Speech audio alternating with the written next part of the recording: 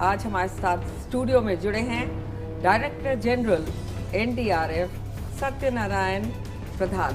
नमस्कार। नमस्कार। Thank you for calling me. I'm very proud and happy to be here. We are indeed honored to have you here with us today, sir. Thank you so much.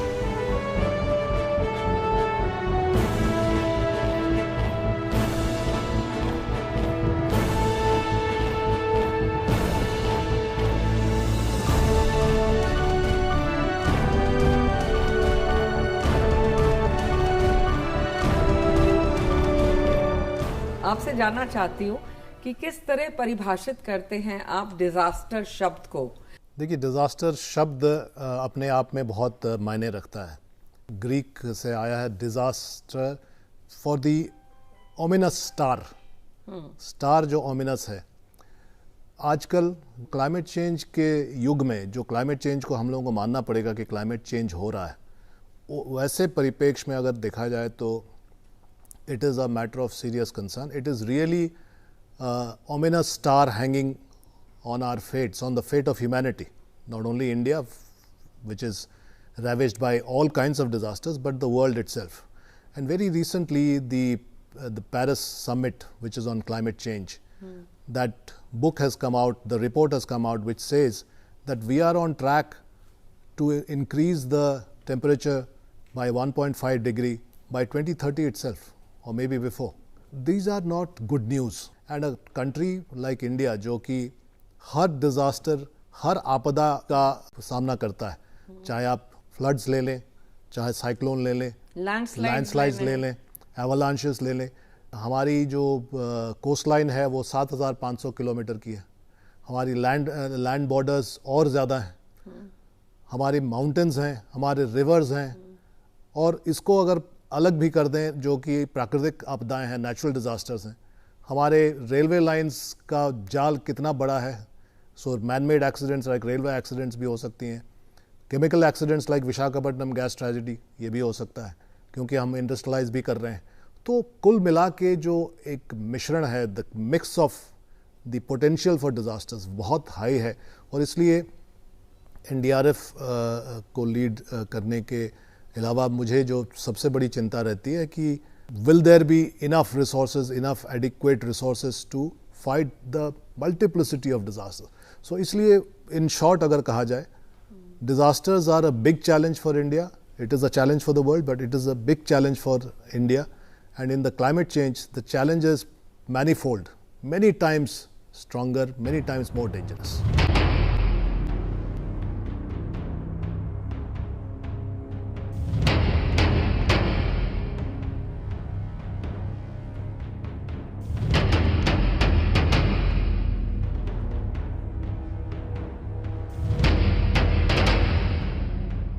I want to ask you the structure of NDRF, जिसे आप head करते हैं. What is the state-wise commitment on disasters? And you come under a body called NDMA. So how is this aligned to the state that you work together and converge? The National Disaster Response Force or the NDRF is the, अगर इसकी परिभाषा कही जाए तो it is the single biggest dedicated disaster response force of the world. दूसरी forces हैं. China में भी बहुत बड़ा फोर्स है जो डिज़ास्टर हैंडल करता है, हमसे बड़ा है क्योंकि और बड़ा कंट्री है, लेकिन वो फायर भी हैंडल करता है. फायर सर्विसेज हैं जो कि डिज़ास्टर हैंडल करती हैं, या रशिया में सिविल डिफेंस है जो कि डिज़ास्टर हैंडल करता है. हमारे देश ने कुछ सोच कर ये बनाया है कि डिज़ास्टर आपदा के लिए एक डेडिकेटेड फोर्स बनाया जाए, तो वो एनडीआरएफ बना है. और वो नेशनल जो होम मिनिस्ट्री है, यूनियन होम मिनिस्ट्री है, उसके तहत बनाया गया है. और जो ऑपरेशनल एस्पेक्ट है वो यूनियन होम मिनिस्ट्री देखती है. जो पॉलिसी एस्पेक्ट है वो एनडीएमए या नेशनल डिजास्टर मैनेजमेंट अथॉरिटी, जिसके बारे में आपने जिक्र किया, वो देखता है. NDMA is ex officio chaired by none other than the honourable prime minister. He is the chairperson. So इसलिए हमको गाइडेंस एमएचए से मिलता है और नेशनल डिजास्टर मैनेजमेंट अथॉरिटी या प्राधिकरण है उससे मिलता है. तो एक तरह से अगर देखा जाए तो कभी भी कोई डिज़ास्टर होता है तो हमारी जो बटालियंस हैं, जिसके बारे में आपने हिंट दिया कि स्टेट वाइज कमिटमेंट क्या है, तो हमारी 12 बटालियनें ऑलरेडी कार्यरत हैं, ऑपरेशनल हैं, और 4 battalion going to be operational in the near future, हो सकता है विद इन द 3-4 मंथ्स हो जाएंगी। वो ऑलरेडी काम पर लगी हुई हैं लेकिन ऑपरेशनल, फुल्ली ऑपरेशनल नहीं कही जाएंगी। तो इस तरह से 16 बटालियन पूरे देश में फैली हुई हैं और उनके जो सब बटालियन फॉर्मेशंस है जिनको रीजनल रिस्पांस सेंटर कहा जाता है, तो आरआरसी जो बनी हुई हैं वो भी हर जगह लगभग प्रेजेंट है। तो इन शॉर्ट अगर कहा जाए, ऐसा कोई स्टेट या यूनियन टेरिटरी नहीं है जहां एनडीआरएफ की फुटप्रिंट नहीं है और इससे रिस्पांस टाइम में मदद मिलती है। कोई घटना हो जाती है तो हम लोग जल्द से जल्द रिस्पॉन्ड करते हैं। तो घटनाओं की बात की जाए तो अभी चमोली में जो डिजास्टर हुआ हाल में ही फरवरी में, उसके तहत फ्लैश फ्लड्स हुए एंड लाइटनिंग हुई, लैंडस्लाइड्स हुई और कई जाने गई। तो आपका क्या मानना है कि इसमें जो प्रिपरेशन किया जाता है, अगर वार्निंग आती है आईएमडी से या कहीं से भी, उसमें स्टेट्स का कितना हाथ है कि उनको कितना प्रिपेयर्ड रहना पड़ता है? Are we prepared enough? सच्चाई अगर कही जाए तो you can not be prepared fully for disasters, because disasters अचानक आती हैं। अगर चमोली डिजास्टर को लिया जाए, चमोली एक बड़ा फ्रीक डिजास्टर था। फ्रीक इसलिए था क्योंकि पहाड़ का एक हिस्सा जो नंदा देवी रेंज में आता था नीचे गिरा और ग्लेशियर पर गिरा, और ग्लेशियर और पहाड़ मिलकर मलबा बना। इतना ज़्यादा तेजी से वो मलबा एक रिवर के कोर्स में चला गया कि वो सामने जो मिला, जो भी हाइड्रो पावर प्रोजेक्ट्स थे, सभी नेस्त नाबूद हो गए। सो ये एक फ्रीक था। It is not even a glacial disaster, it is not a mountain disaster, it is a freak accident. But freak accident का लिंक फिर भी हम लोग कर सकते हैं कि क्लाइमेट चेंज में, क्योंकि टेम्परेचर्स बदल रहे हैं। तो ये फ्रजाइल इकोसिस्टम है, जो हिमालयन इकोसिस्टम है, वो न्यू फोल्ड माउंटेन्स हैं, फ्रजाइल इकोसिस्टम्स है। You can not predict but you can prepare for the worst. तो मेरे विचार से केवल भारत सरकार को नहीं, केंद्रीय लेवल पे, बल्कि राज्य के लेवल पे, स्टेट के लेवल पे, क्योंकि डिज़ास्टर हम लोगों को याद रखना चाहिए कि स्टेट का सब्जेक्ट है, मैंडेट स्टेट का है, लेकिन फिर भी सेंट्रल गवर्नमेंट उसमें मदद करती है, क्योंकि देश के किसी हिस्से में अगर आपदा आती है तो ये देश पर आपदा है। इसी फिलॉसफी के साथ, इस स्पिरिट के साथ एनडीएमए बनाया गया है और एनडीआरएफ बनाया गया। तो हम लोग as a force of assistance जाते हैं। लेकिन to come back to the point of preparation, even if climate change is unpredictable, even if the ecosystems is unpredictable, we must prepare for the unpredictable। उसमें बहुत सारे कदम लेने की ज़रूरत है। जैसे हिमालयन एरिया में अब साइंटिफिक ऑर्गेनाइजेशंस भारत के अब ग्लेशियल जो लेक्स फॉर्म हो रहे हैं उनका एक इन्वेंट्री बना रहे हैं कि कहाँ कहाँ पर ग्लेशियल लेक्स फॉर्मेशन हो रहा है, ताकि वो कहीं बस्ट करके आगे डाउनस्ट्रीम कुछ डैमेज ना करे। इसी तरह से लैंडस्लाइड कहाँ कहाँ हो रहा है उसके बारे में सर्वे हो रहा है। टेक्नोलॉजी का इस्तेमाल बहुत हो रहा है। तो मुझे लगता है कि एक हम लोग सही डायरेक्शन में हैं, but we must not flag our efforts, we must continue our efforts with all intensity, otherwise we will always be underprepared. There is talk happening, sir, as we speak, of the United Nations also applauding the efforts of the NDRF of India. How soon can that happen, and what is this good news going to be? A tie-up with INSARAG? Well, the interesting aspect is that there is such a thing as INSARAG external classification of disaster response teams across the world, केवल India के लिए नहीं।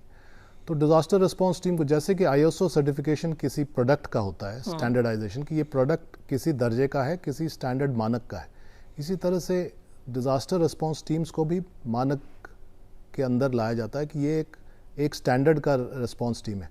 NDRF के बारे में United Nations का मानना है कि ये भी एक मानक टीम है, वर्ल्ड स्टैंडर्ड का टीम है, तो इसको सर्टिफाई करने की ज़रूरत है। तो इस पर अभी कार्रवाई शुरू हो चुकी है, 2 बार रिव्यू हो चुका है। हम लोग ऑलरेडी जो प्रिलिमिनरी जो इंटरेक्शन है वो यूनाइटेड नेशन से कर रहे हैं। कोविड के चलते थोड़ा सा डिले हुआ है, लेकिन मुझे उम्मीद है कि आने वाले दिनों में NDRF की टीम्स को, कुछ टीम्स को INSARAG सर्टिफिकेशन यूनाइटेड नेशंस का मिलेगा, और जब मिलेगा तो ये एक बहुत प्रेस्टीज की बात होगी, बहुत गर्व की बात होगी भारत के लिए, और NDRF के लिए भी गर्व की बात होगी, क्योंकि पूरे विश्व में कहीं भी कोई आपदा आती है और अगर उस देश को ऐसा महसूस होता है कि हमें NDRF की ज़रूरत है, और या यूनाइटेड नेशंस को, राष्ट्रीय संघ को महसूस होता है कि NDRF को भेजने की ज़रूरत है, तो हमें भेजा जा सकता है और हम इंटरनेशनल ड्यूटी में जा सकते हैं। एब्सोल्युटली, जैसे बायलैटरल ड्यूटी में तो आपने कई बार काम किया, नेपाल गए हैं, जापान गए हैं, नेपाल गए हैं, पहले भी गए हैं। सर, अगर फ्लड्स की बात करें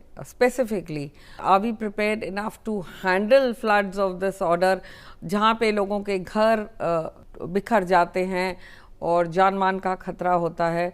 how do you think people respond to you जब उनसे कहा जाता है कि अब आपका ये एरिया खाली करना है या आपको अपना घर छोड़ना पड़ेगा, घर बह जाएगा, तो वो किस तरह के ह्यूमन रिस्पॉन्सेज होते हैं उस ह्यूमैनिटेरियन क्राइसिस में? आपने बहुत एक सेंसिटिव पॉइंट रखा है। साइक्लोन हो या फ्लड्स हो, जब किसी गरीब व्यक्ति को या गरीब परिवार को कहा जाता है, चाहे एनडीआरएफ के द्वारा कहा जाए, चाहे पुलिस के द्वारा कहा जाए, कि आप अपना घर खाली कर लें, सेफ जगह चले जाएं, क्योंकि फ्लड्स आपको अफेक्ट कर सकता है, जानमाल का खतरा है, तो आप एक गरीब आदमी को अपने पूरे जीवन की कमाई को और पूरे जीवन का जो पाथेय है उसको छोड़ के जाने के लिए कह रहे हैं। तो ये आसान बात नहीं है। लेकिन अब मैं ये कह सकता हूँ कि कम से कम एनडीआरएफ के प्रति एक आदर और विश्वास का भाव है, और पूरे देश में लोग पहचानते हैं कि एनडीआरएफ अगर कुछ कह रहा है, रिक्वेस्ट कर रहा है, तो कुछ सोच विचार करके कह रहा है। तो इवैक्यूएशन में एनडीआरएफ को बहुत कम असुविधा आजकल होती है। हम लोग हाथ जोड़ के रिक्वेस्ट करते हैं तो लोग घर छोड़कर सुरक्षित जगहों पर चले जाते हैं।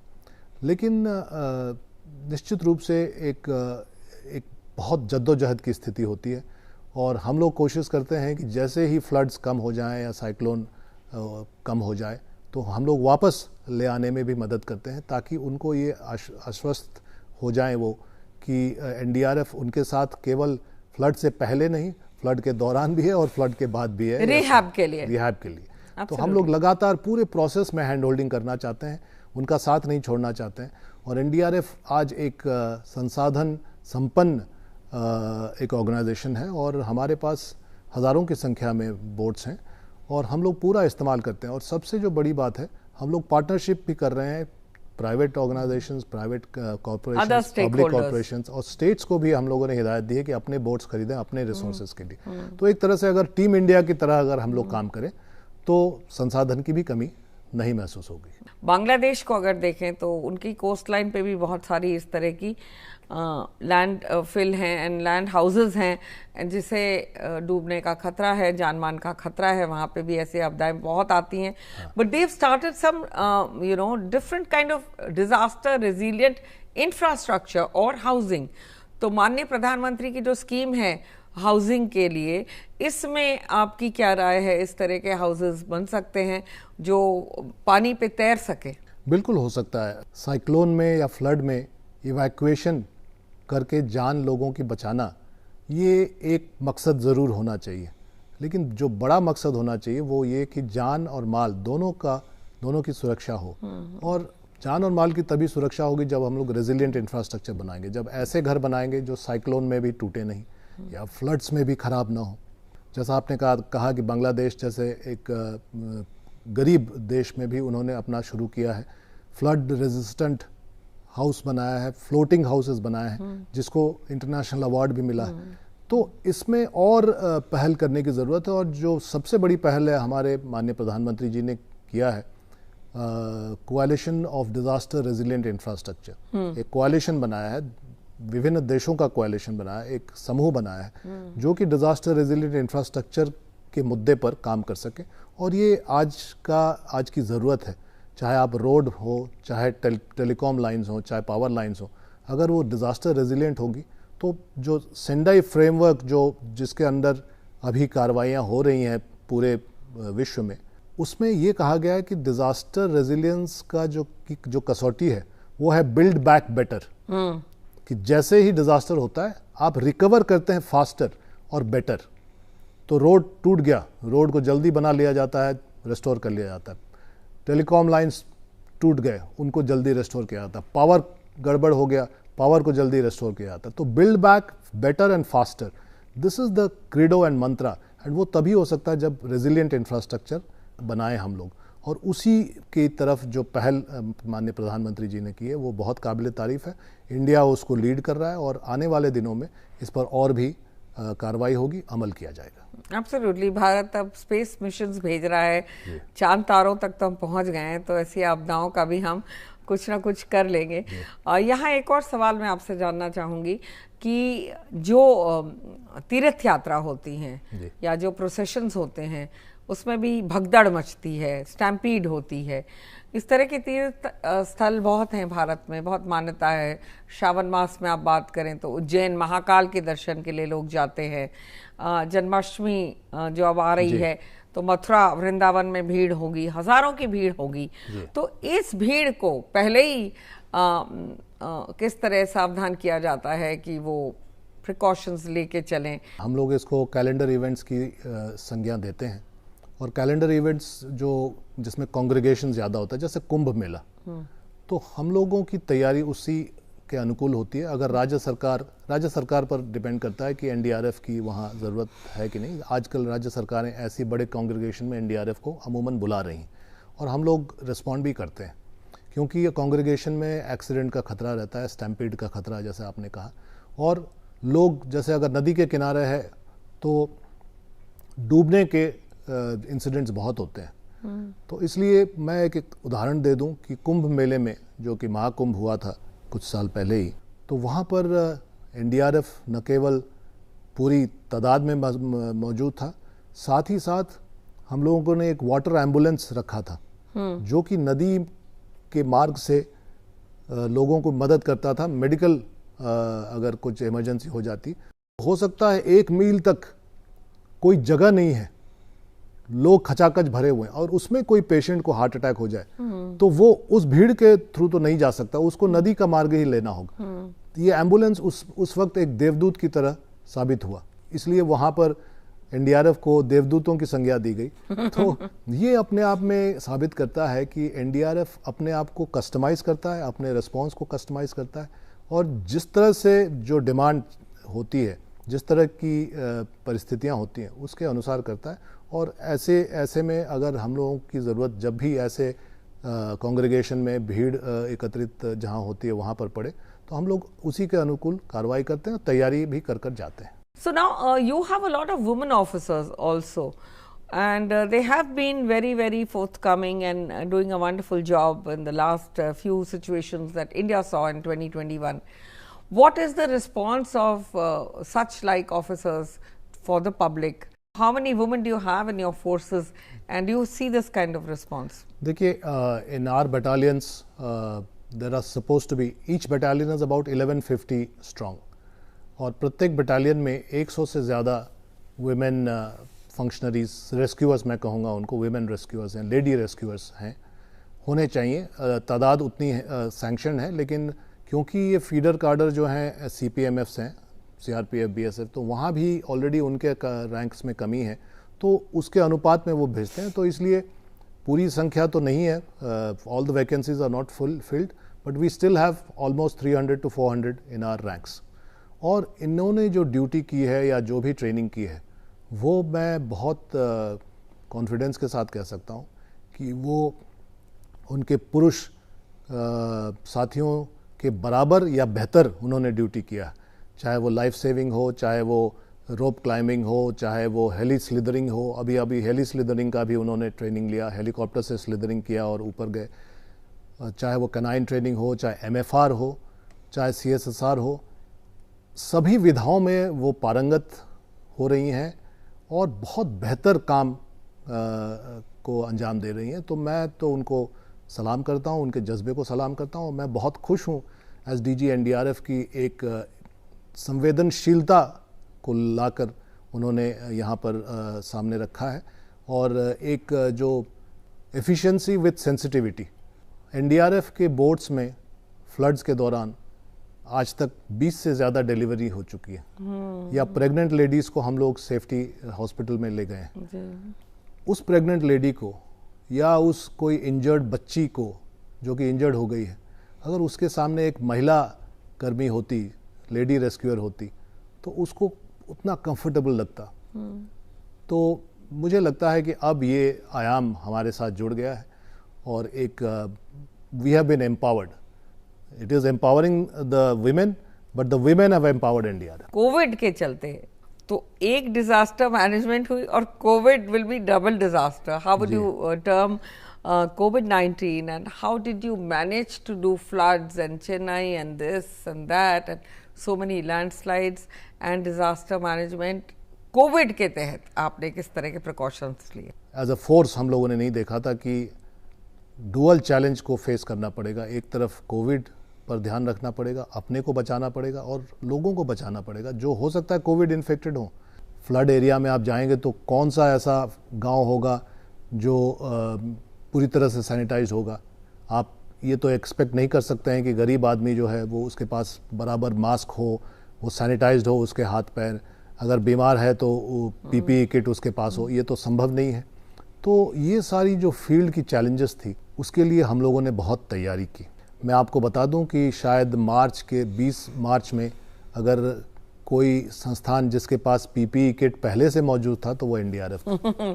फेस शील्ड एवरीथिंग जी. और हम लोगों ने जब वुहान की फ्लाइट आने वाली थी दिल्ली, तो हमारे डीआईजी और लोग यहाँ दिल्ली एयरपोर्ट आए. सीआईएसएफ से भी मुखातिब हुए, उन्होंने उनको ब्रीफ किया, इमिग्रेशन स्टाफ को भी ब्रीफ किया, कुछ पीपीई किट अपना भी उनको दिया ताकि जो पहला जो चैलेंज था वुहान की फ़्लाइट को हैंडल करना था वो हैंडल हो सके. और उसके बाद फिर पीछे मुड़कर नहीं देखा. हम लोगों ने लैंड पोर्ट, सी पोर्ट, एयरपोर्ट्स में लाखों कर्मियों को ट्रेन किया, ओरिएंटेशन किया. और जैसा कि आपने कहा फ्लड में, कोविड के बावजूद फ्लड में, साइक्लोन में काम किया. हाँ, डबल चैलेंज था. मैं तो उसको डबल वैमी बोलता हूँ, डबल जियोपार्डी की संज्ञा देता हूँ. लेकिन डबल जियोपार्डी होने के बावजूद भी अगर ये कसौटी है कि कितने लोग इन्फेक्ट हुए और कितने लोग उसमें शहीद हुए, तो अगर ये कसौटी कही जाए, हालांकि मैं उसको नहीं मानता, लेकिन फिर भी ये एक द्योतक है कि हम लोग कितने तैयार थे. तो हमारे पूरे फोर्स में we have had only one casualty, और वो भी कोमॉर्बिडिटी उनकी थी. वो अपने गांव में वो चल बसे, एक हवलदार साहब थे. उसके अलावा किसी तरह की कोई हानि हमें अभी तक तो नहीं हुई है. और ये तैयारी का तकाजा है. We were prepared for facing the dual challenge. Sir, if we talk of an Atmanirbhar Bharat and if we talk of India at 75, the Prime Minister has now started the geospatial data that can, survey any building, any place, any flood site, any dam, anywhere, and you get the correct pictures. How would this kind of mapping help the NDRF to progress with more applaud and more acclaim? NDRF is already working on science and technology. We are working with the DST, we are working with CSIR, we are working with entities like Invest India and Startup India. The whole idea is to inculcate technology into NDRF. And we are using geospatial technology in a big way. We are going to incorporate in a big way. And we are working very closely with startups which are in the spirit of Atmanirbhar Bharat. So that we are Atmanirbhar in every respect, because our disaster management equipment, which is 300 odd, is mostly imported as of now. But 10 years from now, I'm sure, I'm very, very hopeful that all our disaster management equipment, including geospatial equipment and technology, will be homemade, homebred and Atmanirbhar. And on that note, I'd like to ask you one last question before we end the conversation today. Tell us about your early life and where you did your schooling and college from, and what prompted you to join the service. I am an IPS officer, Indian Police Service officer, on deputation from Jharkhand cadre. I belong to the original Bihar cadre, now Jharkhand cadre.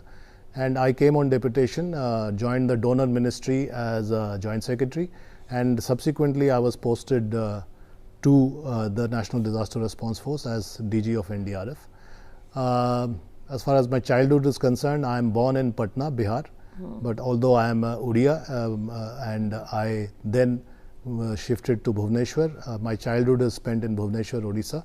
I am from the Kendriya Vidyalaya, Bhubaneswar, and then I studied in college, some part of college in Bhubaneswar and Hyderabad and Delhi, JNU. So that is my educational background. After that, I joined IPS. I must be very frank, I was looking for a job, but God has been kind. It gave me the Indian Police Service, and after joining the Indian Police Service, I think I realized that it is one of the best jobs in the world. It suits my temperament, it suits my attitude towards life, and it has given me enormous opportunities and great opportunities to serve the society and people. I think I could not have asked for more, and NDRF is an icing on the cake. It's a blessing. I consider it a blessing to be able to be part of NDRF, of the team NDRF, because you are always serving people in distress, and the rewards are instant. When you are blessed by an old woman, when you are tied Rakhi by a small girl, these are moments of absolute blessing, and NDRF has given me those opportunities, those chances.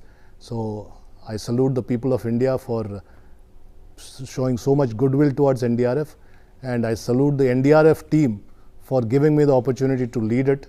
It is an absolute blessing, as I said. And on that note, I'd like to thank you for joining us today. Thank you. For this very interesting conversation. और हम उम्मीद करते हैं और दुआ करते हैं कि सभी भारत के रहने वाले और सभी भारत के वासी और जागरूक होंगे और आपदाओं को एक नई नज़र से देखेंगे और उसके लिए और प्रिपेयर्ड भी होंगे. Thank you so much. More power to you, more power to the NDRF. Thank you, बहुत बहुत धन्यवाद. जय हिंद. तो ये थे हमारे आज के खास मेहमान, director general NDRF Shri SN प्रधान. आप देखना ना भूलें अपना फेवरेट प्रोग्राम मेहमान हर रविवार शाम 8:30 बजे. इसी के साथ दीजिए पूरी टीम को इजाज़त. नमस्कार.